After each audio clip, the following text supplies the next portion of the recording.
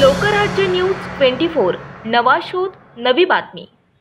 दिलेले टास्क पूर्ण केल्याचा चांगला परतावा मिळेल, तसेच गुंतवणूक केल्यास चांगला नफा मिळेल असे आमिष दाखवून महिलेसह चौघांची 1 कोटींची फसवणूक केल्याचा प्रकार समोर आलाय।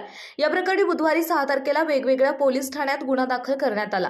पहिल्या घटनेमध्ये वारजे परिसरात राहणाऱ्या 43 वर्षीय सॉफ्टवेअर इंजिनियर महिलेला चॅनल सबस्क्राईब केल्यास चांगला नफा मिळेल असे आमिष दाखवून 47,73,000 रुपये भरण्यास भाग पाडले, मात्र परतावा न देता फसवणूक केली आहे। दुसऱ्या घटनेमध्ये कोथरूड परिसरात राहणाऱ्या 37 वर्षीय युवकाला वेगवेगळे टास्क देऊन ते पूर्ण केल्यास चांगला नफा असे सांगून गुंतवणूक करण्यास भाग पाडले। वेगवेगळी कारणे सांगून त्यांच्याकडून एकूण 39,53,000 रुपये भरण्यास सांगितले।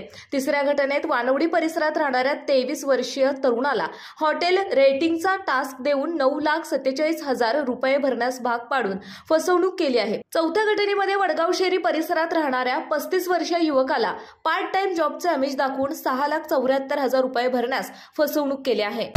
महाराष्ट्रातील महत्त्वाच्या आणि ताज्या बातम्या पाहण्यासाठी आजच आमच्या लोकराज्य न्यूज 24 न्यूज चॅनलला YouTube वर सबस्क्राइब करा आणि बेल आयकॉन प्रेस करा।